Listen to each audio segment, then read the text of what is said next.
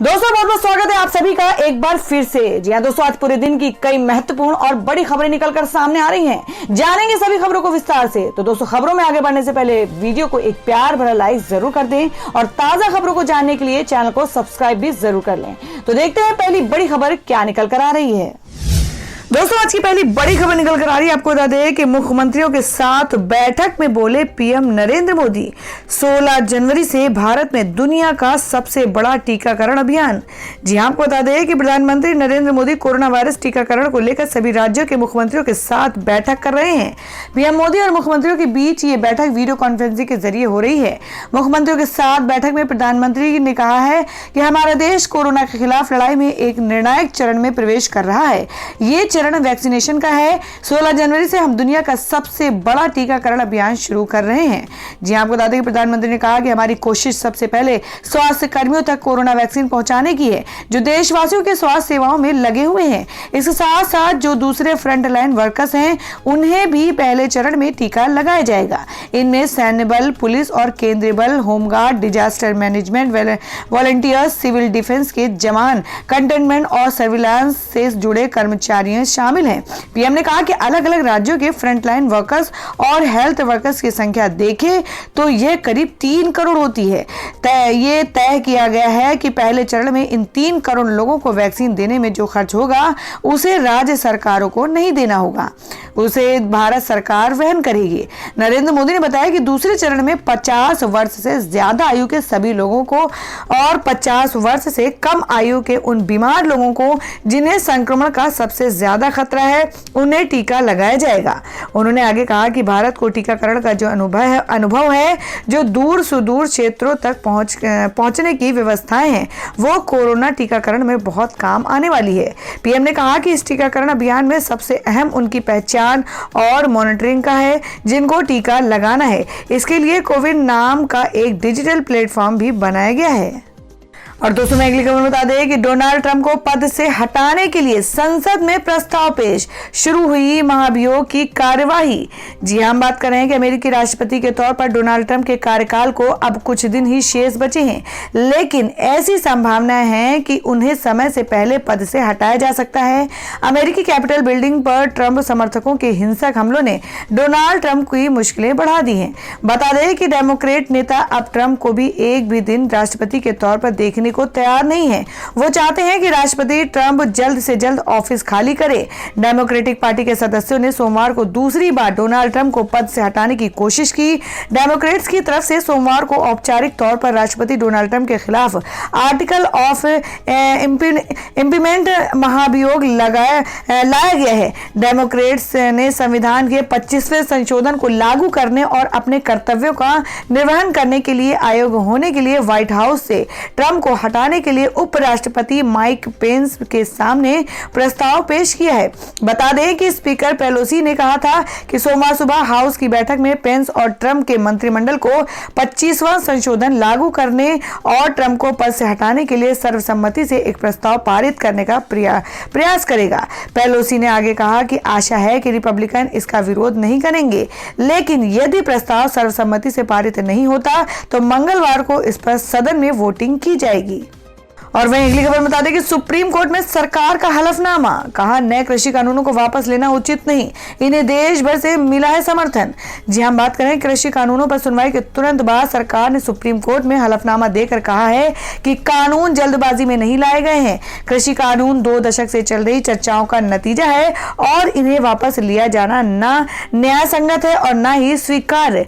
कृषि एवं किसान कल्याण सचिव की ओर से दिए गए हलफनामे में कहा गया है कि किसानों के मन की हर शंका को दूर करने के लिए केंद्र सरकार ने अपना सर्वश्रेष्ठ प्रयास किया है। इन कानूनों को देश भर से समर्थन मिल रहा है।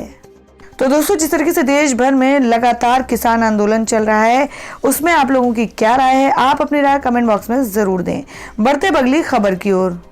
और दोस्तों मैं अगली खबर निकल कर आ रही है उत्तर प्रदेश से। जी आपको बता दें कि यूपी में अब एक पाली में खुलेंगे 9वीं से 12वीं तक के स्कूल।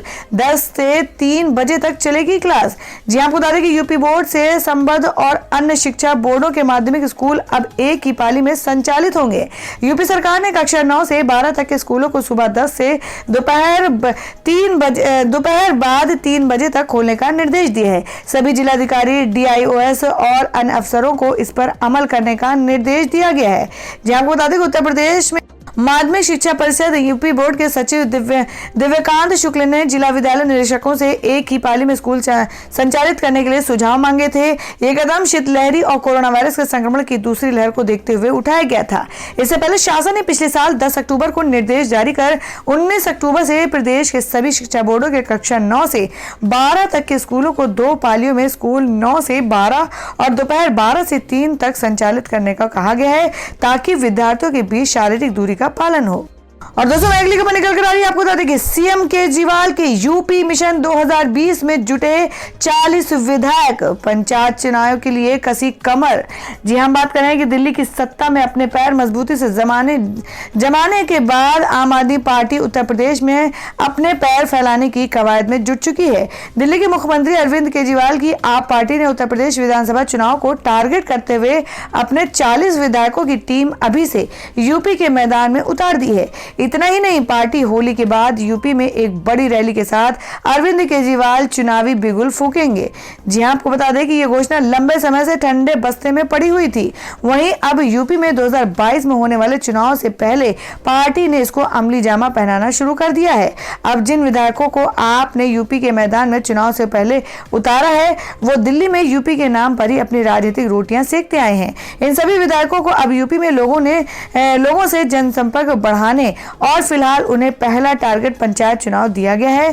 गौरतलब है कि यूपी में मार्च में पंचायत चुनाव होने वाले हैं, अभी उसी को फोकस किया जा रहा है। पार्टी पंचायत स्तर पर पार्टी के लिए ऐसे उम्मीदवार ढूंढने की कवायद कर रही है जो कि जिताऊ कैंडिडेट हैं। दिल्ली के जिन विधायकों की यूपी में इस अभियान में लगाया गया है, उनमें सोमनाथ भारती, नरेश यादव, अखिलेश पति त्रिपाठी, पवन शर्मा और अजयेश यादव के नाम शामिल हैं। तो दोस्तों खबरों में आगे बढ़ने से पहले जान लेते हैं आज के माइंड क्विज के सवाल को। आज का सवाल आपको बताना है कि मध्य प्रदेश के राज्यपाल का क्या नाम है। इसका जवाब आपको वीडियो के नीचे कमेंट बॉक्स में देना है और सही जवाब देने वाले को रैंडमली सिलेक्ट किया जाएगा और वो जीत सकते हैं बम्पर पुरस्कार। तो बढ़ते हैं अगली खबर की ओर। और दोस्तों अगली खबर में आपको बताते हैं जो कि केरल से है कि फिल्म उद्योग और सिनेमाघरों को बड़ी राहत, टैक्स में छूट, बिजली का बिल हुआ आधा। जी हम बात कर रहे हैं कि कोरोना वायरस महामारी के चलते महीनों बंद पड़े सिनेमाघरों को लेकर केरल सरकार ने बड़ी राहत दी है। सोमवार को केरल की पिनाराई विजयन सरकार ने सिनेमाघरों को इस साल मार्च तक मनोरंजन का भुगतान करने से छूट दी है।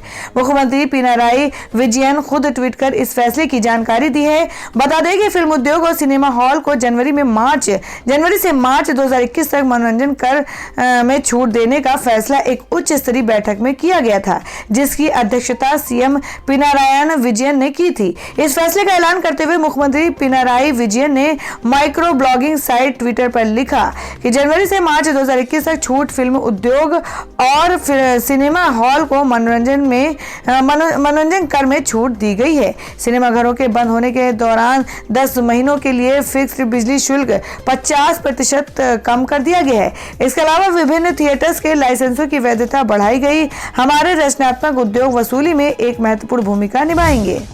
और दोस्तों अगली खबर में आपको बता दें कि जो कि रायबरेली से आ रही है कि आप एमएलए सोमनाथ भारती के चेहरे पर फेंकी गई स्याही, विवादित बयान पर हुए हैं गिरफ्तार। जी आपको बता दें कि उत्तर प्रदेश के रायबरेली में आम आदमी पार्टी के विधायक और दिल्ली के पूर्व मंत्री सोमनाथ भारती को गिरफ्तार कर लिया गया है। बताया जा रहा है कि ये गिरफ्तारी उनके विवादित बयान को लेकर हुई है। अपने बयान में आप विधायक ने कहा था कि यूपी के अस्पतालों में बच्चे तो पैदा हो रहे हैं, लेकिन कुत्ते के बच्चे पैदा हो रहे हैं। बता दें कि गिरफ्तारी से पहले भारती के चेहरे पर स्याही से हमला किया गया, जिसके बाद वे आग बबूला हो गए। उन्होंने पुलिस पर स्याही फेंकवाने का आरोप लगा दिया। काफी देर नोकझोंक के बाद पुलिस विधायक को अपने साथ ले गई। आप विधायक सोमनाथ भारती शनिवार को 2 दिवसीय दौरे पर अमेठी पहुंचे थे। इस दौरान उन्होंने योगी सरकार पर तंज कसते हुए कहा कि हम उत्तर प्रदेश में आए हैं, हम यहाँ के स्कूलों को देख रहे हैं, यहाँ के अस्पताल को देख रहे हैं, ऐसी बदतर हालत में है कि अस्पतालों में बच्चों तो पैदा हो रहे हैं, हैं, लेकिन कुत्ते के बच्चे पैदा हो रहे हैं। दरअसल मिर्जापुर में सरकारी अस्पताल की बेड पर मरीजों के साथ कुत्ते बैठे मिले थे। विधायक ने ये बयान इसी को लेकर दिया था।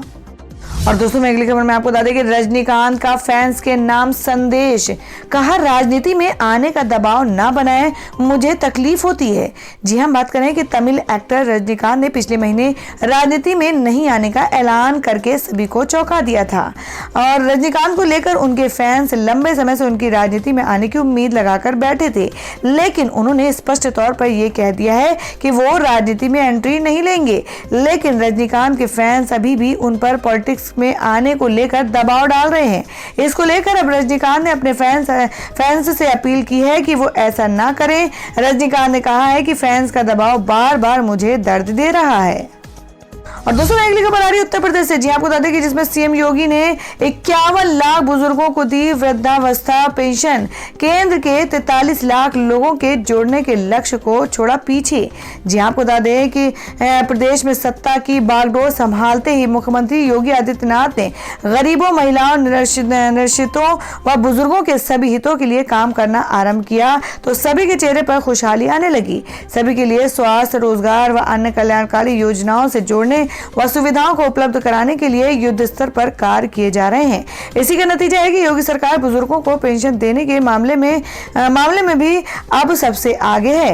मुख्यमंत्री योगी आदित्यनाथ सरकार ने यूपी में अब 51 लाख से अधिक बुजुर्गों को वृद्धावस्था पेंशन योजना से जोड़कर एक नया रिकॉर्ड बना दिया है, जो केंद्र सरकार के 43.45 लाख लोगों को जोड़ने के लक्ष्य से करीब 7 लाख अधिक है।